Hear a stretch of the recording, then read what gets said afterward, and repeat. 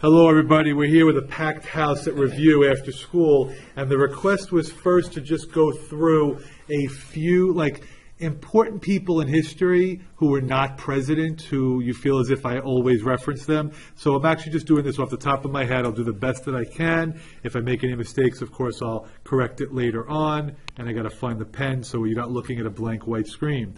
So first, we're going to go to 1754 to 1763. What war is that, everybody? French and Indian War. And the important person I would reference in the French and Indian War was William Pitt. Does anybody remember what William Pitt said? Yes, Boos? He basically promised the colonists that they would gain more, freedom after the French and Indian War for helping them, but he went against the war. And he would take care of the... Yes. William Pitt told the colonists that if they helped volunteer to fight in the French and Indian War, then the British Parliament would take care of the cost of the war. Did that go through? No. And mostly because he wasn't able to fulfill that obligation. Yes, Paul? It is exactly who Pittsburgh is named after. Yes. This obviously then leads to the causes of the American Revolution, as all of the taxes are placed on them. Just keep in mind, the British, people that lived in Britain, paid far more in taxes than what they were asking the colonists to pay for. I think it was 1/16 the rate, yes. Okay, so that's good for that. All right, so now we're going to go to 1763 to 1776.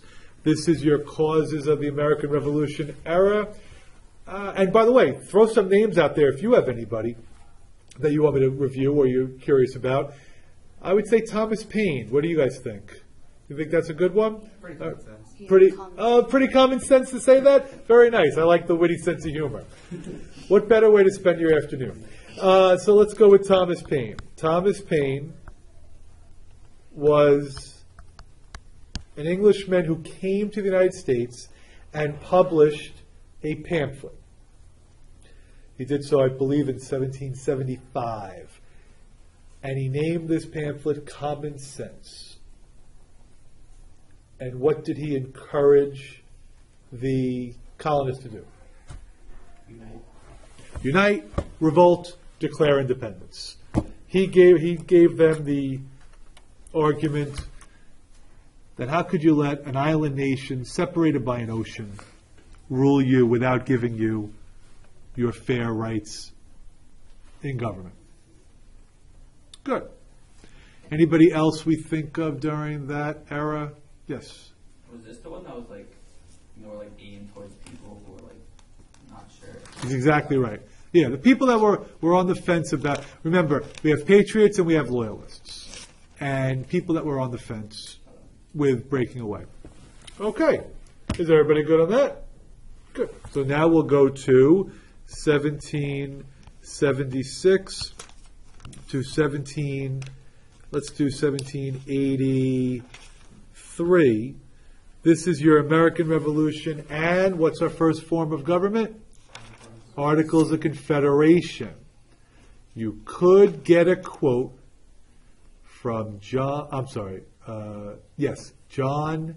Hanson. Any idea who John Hanson was? Oh, very good. He was I'm doing air quotes, everybody, first president. He was our first president. See, I hate if anybody watches this video that's not in our class and thinks this is the quality of my work, but I got to get over it, right? It doesn't matter. Tell me to get over it. They're going to know now. They're going to know now. All right. I wonder if... I'm getting compliments, yes, but this looks like it's horrendous. All right, John Hanson, I'm putting first in quotes as first president. He was the leader of the Continental Congress during the Articles of Confederation. What type of government did the Articles offer? Weak central government. So Sam, if there was a quote from him, you would say, oh, that's the Articles. All the power was given to the states. They were worried about giving too much central authority. They just got finished with that. So that would be that where his connection would be. All right? Good. Now I'm going to go over to a new beautiful white slide. And now we're on I always forget the pen, 1781 to 1789. So this is our constitutional era. I'll give you two names that could possibly come up. One is Edmund Randolph, and one is William. I hope I spelled these right. Edmund Randolph, and the other one is William Patterson.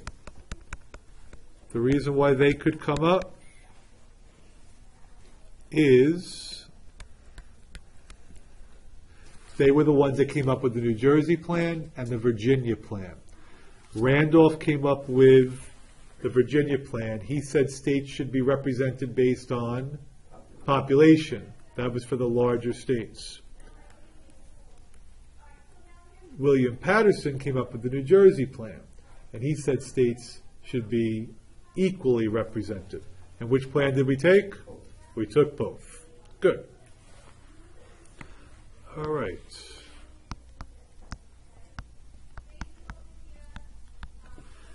Now we're going to go to our early constitutional era, 1789 to 1800.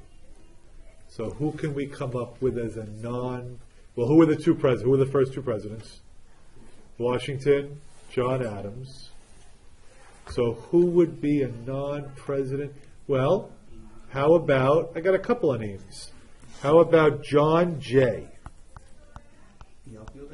Does it? So you're a big baseball guy. Yeah. Well, that's good to know. Do you play fantasy? No. No. What? You should get into it. Do you love baseball? I mean, if you're referencing John Jay as a baseball player, that's impressive. So you know, like. I know, like, the bigger teams. Like, if you get, like, to the other side, I'm not, like, the East and the big teams I know. Like, if you get. Are you a Mets fan? Yeah. And you know that their division? Yeah. Okay. And then I know, like, some of the bigger teams. You know George Springer? Yeah. Okay. They always talk about him on MLB Network. Because he's going to be amazing. Yeah. All right. Well, this is not John Jay, the baseball player. This is John Jay. John Jay negotiated a treaty with England when Washington was president. Do you know what else John Jay was going to be?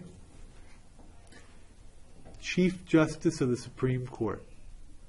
John Jay is your first Chief Justice of the Supreme Court. What was the treaty again?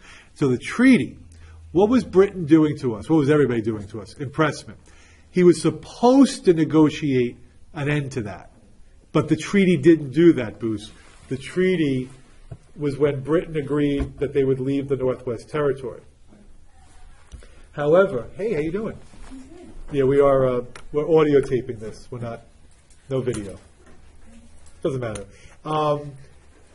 What happened when this treaty was made public? Washington almost got impeached. Why did people want to impeach the almighty Washington? We just signed a treaty with a country we broke away with. They were very upset with that.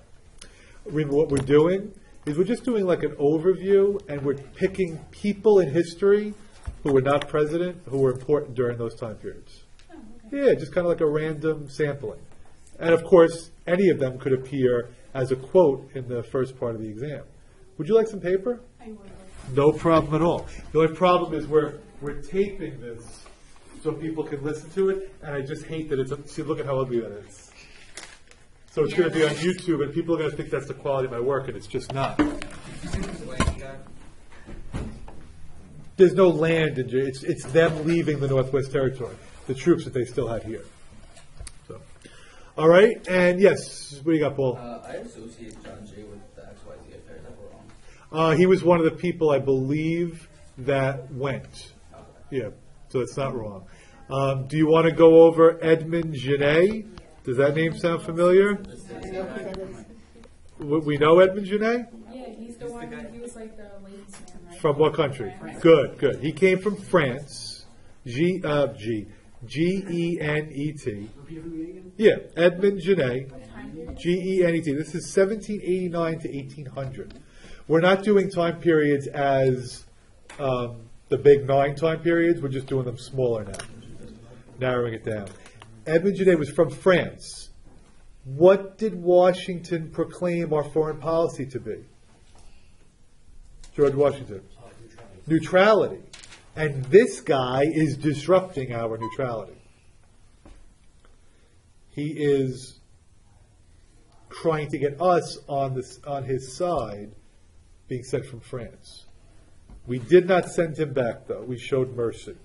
As Remus said, he was a ladies' man. So, do you know who he married? He married a Clinton. I don't think the Clintons, but yeah, he married the daughter of, I forget Clinton's first name.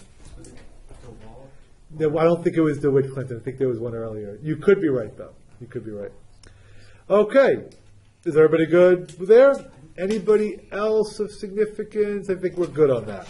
So now we'll go to 1800 to, why don't we do 1824. So what's going on in 1800 to 1824? Who's president in 1800? Who's number 3? Jefferson. Who's number 4? Madison. And who's number 5? Monroe. So this is War of 1812, and then what's after the War of 1812? Well, what's the time period? Well, it's all era of good feelings, because there's one political party. So who would be important people to reference when they were around? Jefferson, Madison, and Monroe. I could give you, I'm going to do a pause for a second. We can go with Aaron Burr. Aaron Burr is a good name. How do you spell that? Okay. A-A-R-O-N, Burr, B-U-R-R, but I've just written it so people think I'm foolish there. Aaron Burr was vice president for Thomas Jefferson. Aaron Burr was vice president for Thomas Jefferson, and he has a major conflict with what former Secretary of the Treasury? Alexander Hamilton. Who, by the way, that's a name we should have reviewed. We didn't do Hamilton. Oh, really? You have to go see the play. You know, well, we were going to go as a class, but it was only on Sundays when it was small. Now it's going big time to Broadway. Love Hamilton. Yeah, well, my chairperson said the play's incredible. Really? Yeah. What's it called? Hamilton. They're easy to remember. So let's go over Hamilton first, if you guys don't mind. Alexander Hamilton was the first Secretary of the Treasury. I put Alex Hamilton. That's not good. And do you remember what his plan included? Well, before we do the bank, what else did he? Let's do all the build-up to the bank. Tax on whiskey.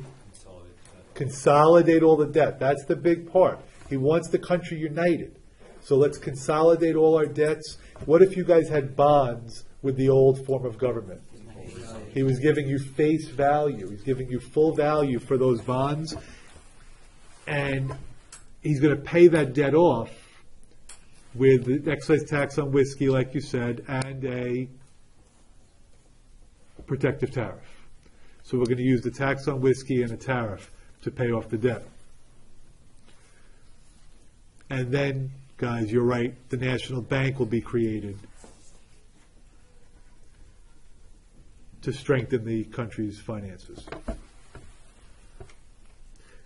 Now, what's this Burr-Hamilton conflict all about? There's so many issues that they have. Hamilton, you don't have to write this part, but Hamilton feels like Burr's a scoundrel. He just doesn't trust him. Hamilton supports Thomas Jefferson instead of Burr when there was a dispute. Do you remember me telling you this? Yeah. For the presidency, nobody won the majority. I shouldn't say that. It's really complicated and totally irrelevant to the class, but it's interesting. No, they tied, Jefferson and Burr. That's the one election when they gave each elector 2 votes and said, give it to the president and the vice president. So we didn't have the same ticket from 2 different parties. Am I speaking clearly to you, or you have no idea? But they didn't communicate on who was supposed to not vote for Burr, because he was supposed to come in second. So because it was a tie, they both went to the House of Representatives. And you would think Hamilton would be against who? Jefferson, because he doesn't like Jefferson, because Jefferson was opposed to the bank. Good. He doesn't. He supports Jefferson, which is crazy, which shows you how little regard he had for Burr. What did Aaron Burr do to him? Shot him. They had the duel, shot him dead. He's on the run, and I'm going to move on from him now. There's more to the story, but Hamilton is killed by Aaron Burr. Hamilton is killed by Aaron Burr. All right. Who else during? There's 2 other names, but I was going to use them in a later time period. But let's just do it now. Henry Clay and John C. Calhoun. The reason why they can go in either of them during this time period, this is when they emerge in Congress. What were they called during the War of 1812? They were both war hawks. These were the young, new congressmen who wanted to go to war with England in the War of 1812. Jackson regretted not killing. Yes, very good, Chris. So Henry Clay and John C. Calhoun. So what's their legacies? Henry Clay's plan for the country is called American System. And I feel like I'm doing such a disservice by just briefly mentioning Henry Clay. He should get a video on his own. Henry Clay's American System consisted of infrastructure projects, protective tariff, and the National Bank. He's Speaker of the House during that market revolution that you're referencing. Yeah. When we start to produce goods in factories instead of at home. Very good. What's the second thing? Infrastructure, tariff, National Bank. And what will Henry Clay... Well, can we do Henry Clay again in the next time period? Would that be okay? All right. John C. Calhoun, I'll do him in the next time period also, which we'll do right now. I just want to make sure we haven't missed anybody, of ultra importance. I think we're, for other presidents, for non-presidents, I think we're good. All right, so now let's go to 1824 to, let's just go all the way to 1844. 1824 to 1844. We know this is the age of Jackson. We know this is the Jacksonian era. So who are these other people that you might have a quote about? Oh, you want to go corrupt bargain, election of 1824? What's that? Yeah, let's do that. Let's go with Roger Taney. I like that one. Yeah, I'm glad you know William Crawford is the 4th candidate, but there's no way he's appearing on the test. All right, let's go with Roger Taney. I like that one.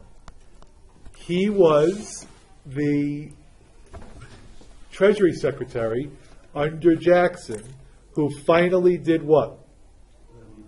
Removed the money and put it into the pet banks. What did Jackson have to do to get to Roger Taney? He had to fire maybe 3 others, right? So Roger Taney will be the Secretary of the Treasury, who finally removes the money. Speaking of the bank, do you know who Nicholas Biddle was? Nicholas Biddle was friends with Henry Clay. He was the president of the bank when Jackson was president. So Henry Clay supports the bank. Nicholas Biddle is the bank president, but Jackson is against it. Do you want me to go through that in more detail? Do you guys feel you good on that? All right. Who else can we mention during the... Well, can we do John C. Calhoun now? Yeah, this is an important one. So John C. Calhoun He went from being in the House of Representatives to vice president for Jackson. But do they get along? Not at all. Who's the lady that causes the little dispute between them? Yeah, Peggy Eaton. Peggy Eaton, who caused the end to a marriage in the cabinet. And it was John C. Calhoun's wife who tells the other cabinet wives to not be nice to her. Calhoun is going to resign as vice president, and what state will he go back to? Calhoun is South Carolina. That's all right. Calhoun is South Carolina. And what conflict is he going to have with Jackson? The tariff. That's the big tariff controversy. When the South did not want to pay the tariff, Jackson was going to force them to do it. But who passed the compromise tariff? Henry Clay. Good. Don't say it with disgust. Say it with enthusiasm. Say it with passion. That was the tariff abominations, right? That's the one. That's what they called it. Yes. Yeah. All right. Other people yelling. Other people during this time period. Do we know Ralph Waldo Emerson? Good. Ralph Waldo Emerson was a transcendentalist. Do you know the other transcendentalist? Henry David Thoreau. So they're more inclined to be individualistic, connect with nature. Very inspirational writing. Good. Who else could have? What were the transcendentalists again? So transcendentalists. They're writers. Okay. They were, at a time, living together on Brook Farm. They were mostly from Massachusetts. But they're looking at American society and thinking we're in need of greater reform. We're in need of more individual connection with nature. You know, they looked at things like war and slavery as being so bad and so upset that we weren't doing more about those issues. Yes, so like, remember Henry David Thoreau, he lived in the woods by himself for 2 years. Ralph Waldo Emerson, very inspirational books, quotes, and they all have to do with motivating people and inspiring people, but a lot of it is with a connection to nature and the environment. Paul. Wait, so you said that Roger Taney put the money into pet banks. How did he get it done if Jackson was against it? No, okay, Jackson. Okay, let's go through the bank issue here. The National Bank had a 20-year charter, meaning at the end of 20 years, it's not allowed to exist anymore. Jackson hates the bank. He personally lost money in banking ventures. He doesn't trust the bank. The bank charter was not going to expire until 1836. Clay and Biddle said, you know what? Let's give Jackson the bill right now. Let's do it early, 1832, because we think he's going to veto it. When he does that, then we can use that in our campaign, because what is Clay going to do? Run for president. It totally backfires on them. Clay loses the election.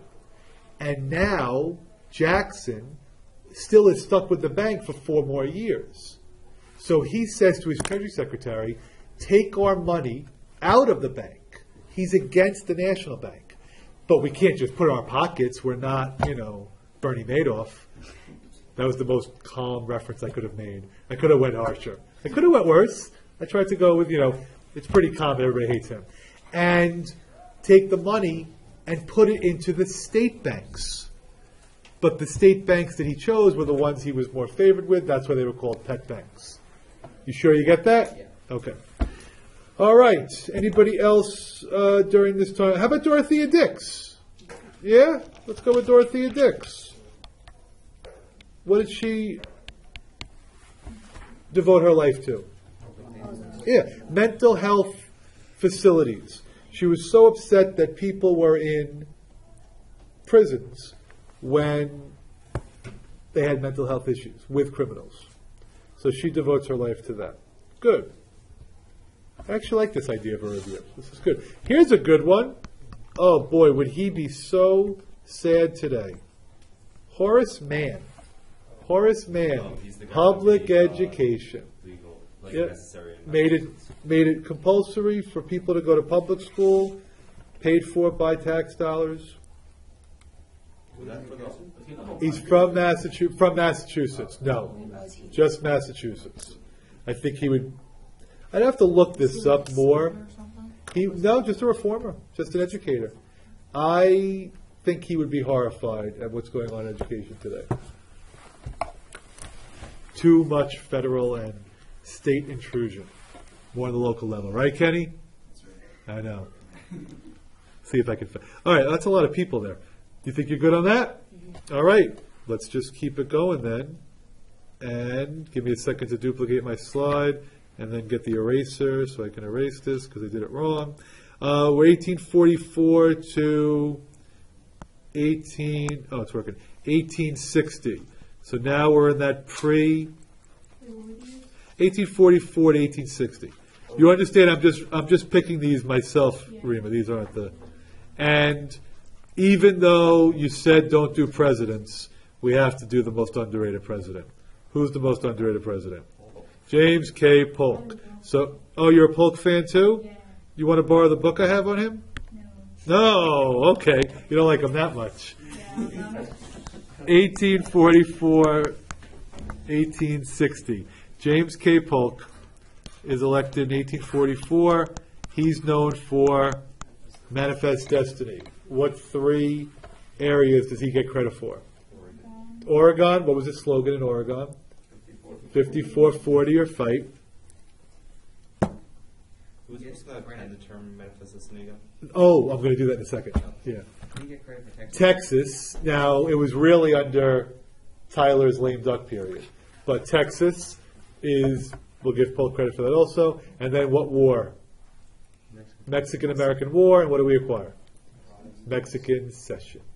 Mexican Cession. All right. Now, that's a good question there, Tom. Who came up with the phrase for Manifest Destiny? John. What was so funny? It was absolutely you that asked it. No, it was me. Oh, it was you? Yeah. I'm sorry. John. It was Chris. John L. O'Sullivan. John L. O'Sullivan in 1845 coined the phrase Manifest Destiny. I'm going on 2.5 days without food. I'm a little lightheaded. 1845, he coined the phrase Manifest Destiny. So if you got a quote from him, you'd know what the motive was. Someone in your class must think, outside of your class must think that you're starving yourself. Yeah, well, I kind of am. I mean, if I'm only drinking 6, beverages a day, it's not. Last day. It's okay. You think I can do it? Yeah, I believe it. I know, but I'm going to the Nets Today's game the tonight. last day. Yeah. It's going to be tough at the Nets game, but I'll do the best I can. All right, here's a name that's very important for this time period. Stephen Douglas. Stephen Douglas. PH or V? It's PH, and it's also 1S.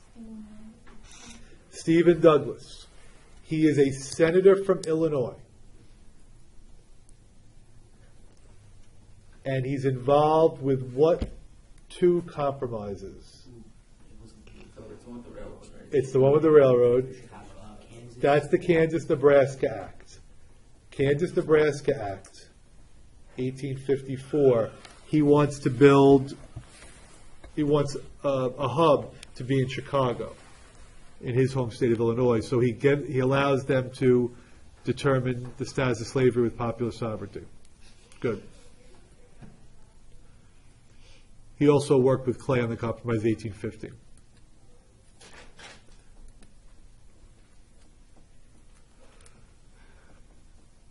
And who did he run against in 1858 for the Senate?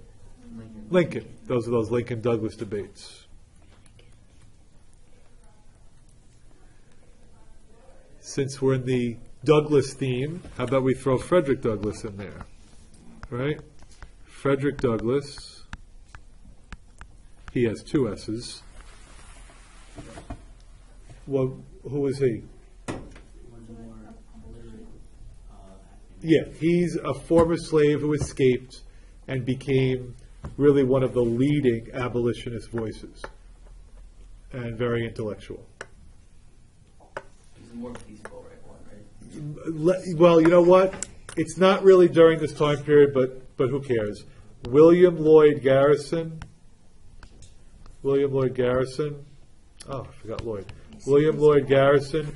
He was the white abolitionist who was far more radical and believed that the Constitution was a slave document. And he burned it. Burned a copy of it, yes. All right. What did Douglas had the North Star, right? Yeah, his publication was the North Star. What did you say about Frederick Douglass again? Frederick Douglass is a former slave. He escaped, I think it took him a day to make it to freedom, and became just a very well-educated abolitionist leader. He's invited to the White House, but he doesn't have a formal dinner like somebody will do later. All right. I would love for you to know John Brown. What did John Brown...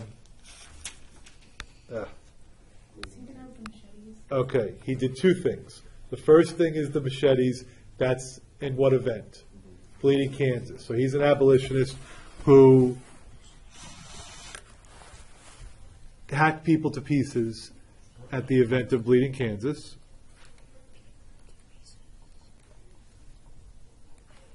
But then he does something 5 years later.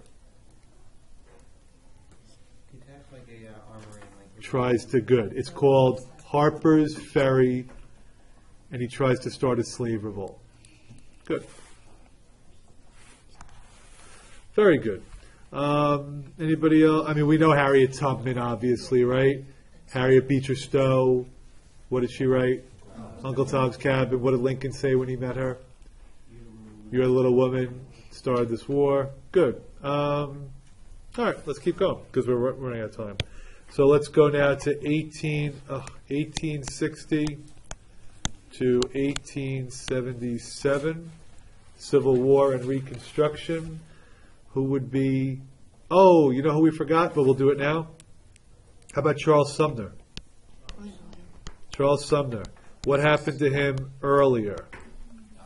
He got beat with a cane by Preston Brooks for giving a vicious speech against slavery. Now, during Reconstruction, he's a part of the radical Republicans who want to do what to the South? Punish them. Good. So, and he's along with Thaddeus Stevens. Yep. So Charles Sumner and Thaddeus Stevens, they are radical Republicans who want to punish the South. Was that something? The second name? Thaddeus. Thaddeus. Stevens. Stevens with a V. Sorry. Thaddeus. All right. How about Blanche Bruce and Hiram Revels? I'll do it. It's a Blanche Bruce, Blanche. Bruce, I'm sure you get. And Hiram, Hiram. Revels, Revels. Both from Mississippi. What's their distinction? First, African American senators. First African American senators.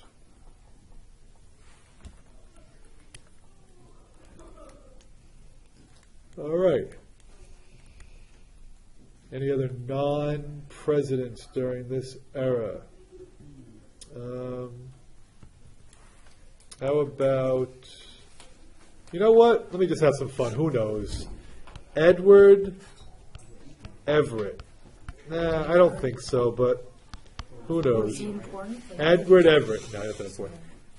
What speech did we read of Lincoln's? Oh, he's the guy that wrote the. the more popular getting is pretty. Yes. I wouldn't say the more popular. At the Gettysburg Address speech, Lincoln steals the show. But the best speaker of the era was Edward Everett. The man that people probably came to see that day was Edward Everett. His speech was far longer.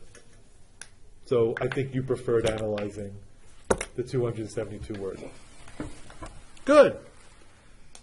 All right. Shall we keep going? I do. I think this. You guys think this is a good idea? Yeah, interesting. All right. So now we're up to 1877 to 1900.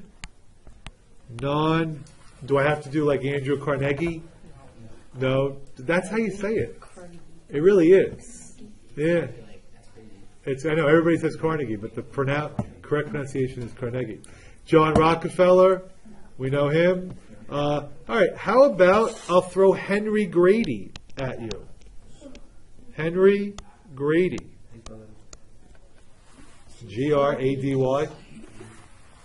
And it's okay. Henry Grady, he used the phrase, the New South. Henry Grady was a journalist who used the phrase, the New South, and claimed that the South was going to industrialize and catch up to the North. All right. Here's another one. William Jennings Bryan.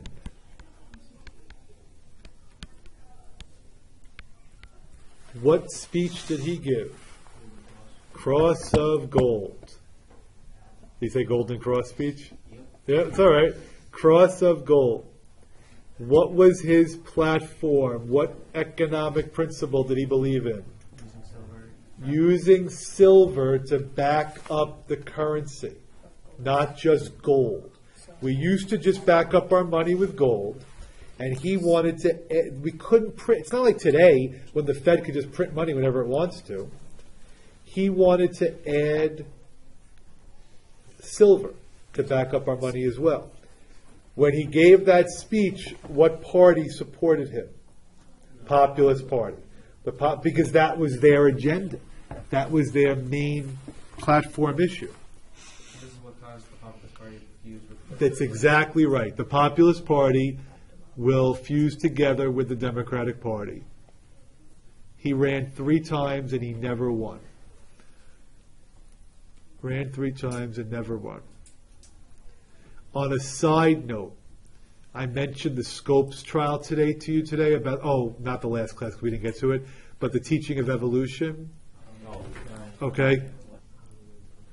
The Scopes monkey trial, teaching of evolution. This is later, 1920. William Jennings Bryan was the prosecutor in that case. So. Is he like a senator or something? He will eventually be in Congress. Yes. But when he gave that speech, he was running for president. All right. How about the name? I just had one, and now I completely forgot who I was going to mention. How about Gilded? Oh, Boss Tweed. How about the name Boss Tweed? Good. The corrupt political boss in New York City during the 1870s. Boss Tweed was and there's a lot of corruption during the late 1800s. Was he the one that would go and take the taxpayers' money? It was in the Treasury. They had accounts for what was being paid out to people, but he made the numbers so much higher. So instead of it being $1,000 withdrawal, it was a $10,000 withdrawal. And then he would pay the person a little bit more than $1,000 and keep the rest for himself. So it actually looked like the numbers were accurate. It's just that they were, he just added, exactly, extra zeros. Okay? All right. Anybody else? You said you know Carnegie, Rockefeller. We know We also have like a political machine or something like that. yeah, political boss. We know J.P. Morgan, right? Cornelius Vanderbilt. How about Mark Twain? Mark Twain. What did he do? Coined the phrase Gilded Age. Yeah, he's an author, but he coined the phrase the Gilded Age. Good. All right. Let's now go to 1900 to 1920. And this is the Progressive era. Who would be a good person, non-president, to know here? Let's go with, well, let's start with, it's 1899, let's start with John Hay. John Hay was the Secretary of State during what war? Spanish-American War. And what did he refer to the Spanish-American War as? Splendid little war. He called it a splendid little war. All right, I'm going to give you a name that I don't think I went over, but he could be in the first section. Robert La Follette. I could be mispronouncing it. L-A, capital F-O. Video that you didn't like mention in class. I didn't mention it, yeah. Why, it's in the video? I think so. Okay. It was a weird name. L-A, capital F-O-L-L-E-T-T-E. He is a politician from Wisconsin. And if you ever see his name, think progressive reforms. He was the most progressive politician of the era. Wisconsin was the most progressive state. More reforms for the people. Are you making a Scott Walker reference? Yes. You are. Good. Save that. He hasn't announced yet if he's going to run. You think he is? I don't know, but I love the Mark Rubio. The water? Okay, yeah, we gotta reach out like that. All right, who else for this era? How about Jane Addams? Do we know Jane Addams? Hull House, 2 Ds. Jane Addams founded Hull House, settlement home for immigrants, poor people, urban area. Oh, I have a good name for this time period. Who? Nellie Bly. Why do I never go over Nellie Bly? I'm not sure. How about, I know I should, Jeanette Rankin. Jeanette Rankin. R-A-N-K-I-N. First female to do what? Elected in Congress. What they can even vote. Do you know what? I know. Do you know what state? Montana? Yeah, very good. Montana. She's the only one that opposed the war. She voted against World War I and World War II. World War I and World War II. She voted against World War I. Why wasn't there a bigger deal? Like with that act that was passed, the Espionage Act, is that you can't put this to war. So, yep, so. So I'm saying, why wasn't there a bigger deal? Like, why wasn't she? Oh, because she didn't have a lot of support. Okay. Yeah. Okay, this guy is going to overlap time periods also. Who is Eugene V. Debs? He was a socialist. Eugene V. Debs is a socialist. What strike did he organize? Pullman strike. And what did he do in 1920? Ran for president from where? From jail. Radical figure, radical organizer. Who's the Kingfish or whatever? Huey Long, that's 1930s. Okay. Yeah. All right. Who else for this time period? I mean, the Muckrakers. Do you know who Upton Sinclair was? Yes. Upton Sinclair wrote The Jungle. Jacob Riis wrote How the Other Half Lives. Okay. We know the. Oh, we should have done that also. Spanish-American War. The yellow journalists are Joseph Pulitzer. Yeah, they're the yellow journalists. And William Randolph Hearst. But keep in mind, muckraking and yellow journalism are different. Muckraking is exposing the problems. Yellow journalism is exaggerating the problems. You got it? Okay. since that's as far as we've gotten in class, I'm going to cut that off if that's okay.